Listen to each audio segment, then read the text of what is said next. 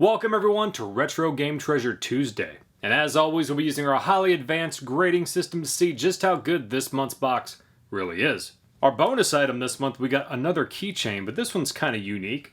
We got a Street Fighter 2 keychain with Dalsim on it, and it makes noises.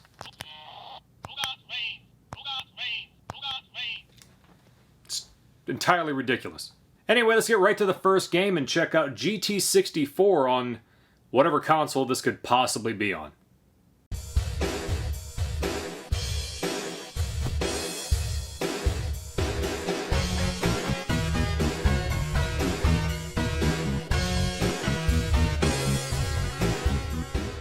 Could this be a racing game I actually like?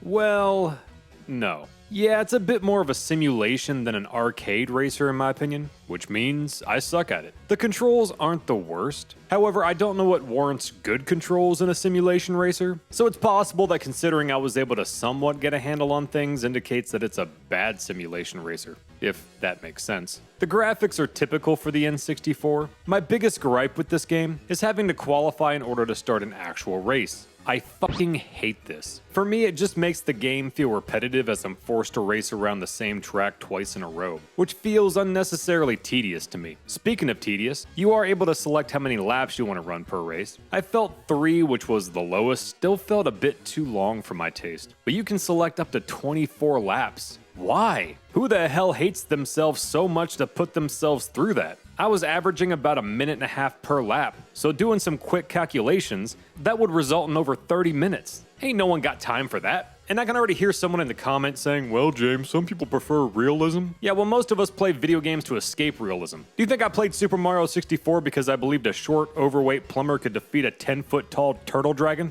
No. I played it because it gave a younger, shorter, more overweight me hope that maybe one day I could rescue and score with a princess. Or she could at least bake me a cake. I knew it wasn't real, but damn it gave me hope. Anyway, I qualified in 6th place and ended in 8th.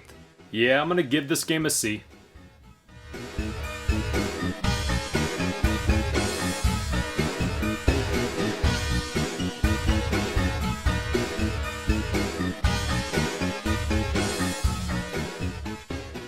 Next up, we got Mighty Bomb Jack on the NES.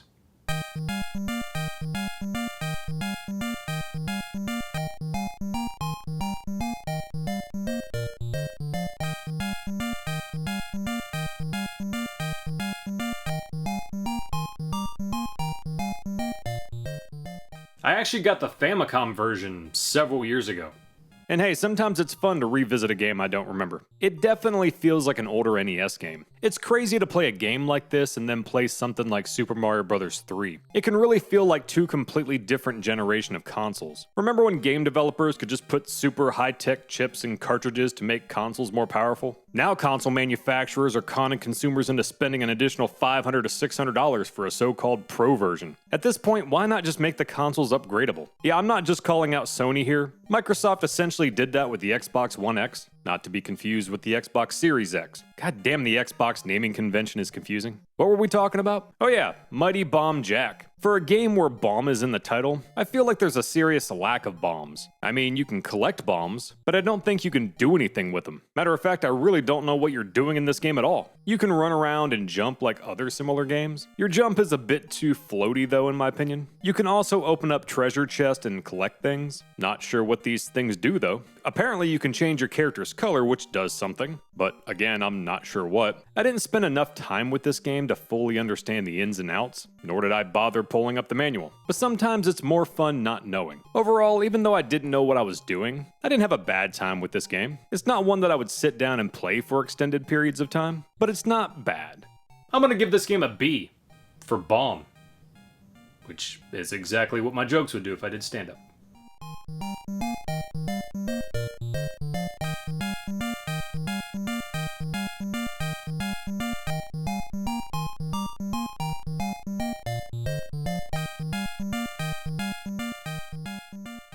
Last up, we got the Uncanny X-Men on the NES.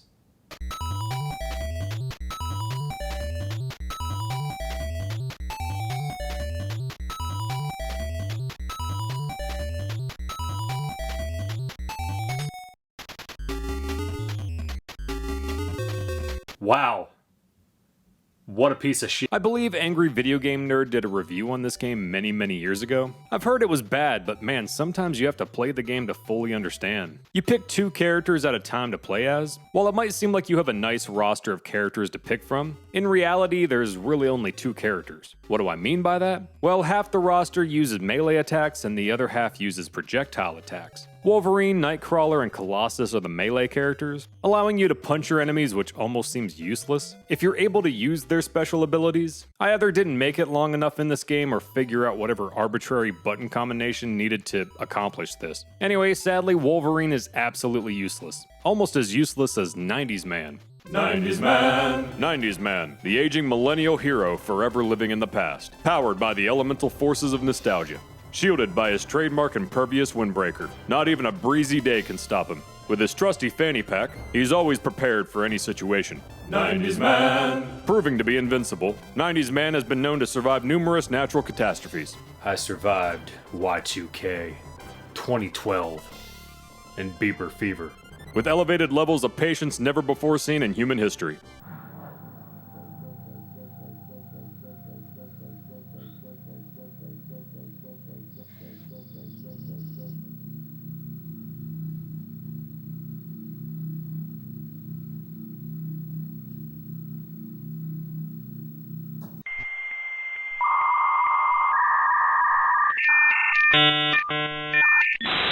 '90s Man! And of course, 90s Man wouldn't be complete without all your favorite 90s catchphrases.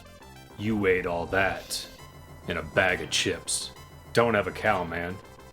Swing. '90s Man! 90s Man, coming to a video rental store near you. Be kind. Rewind.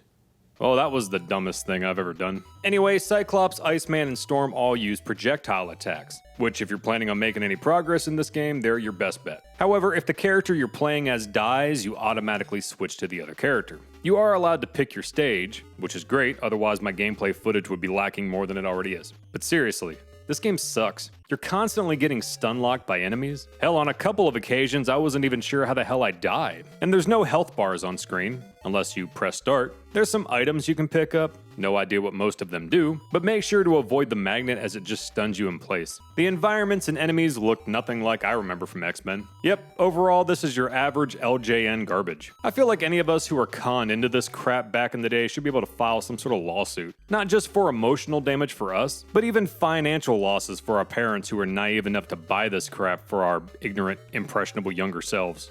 Yeah, I'm gonna give this game an F.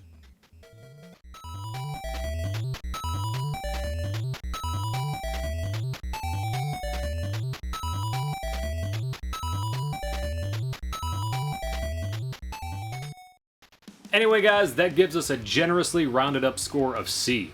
All because I'm a nice guy. Thanks again for watching guys, you know what to do, like, comment, subscribe, all that fun stuff, and I'll see you again next time.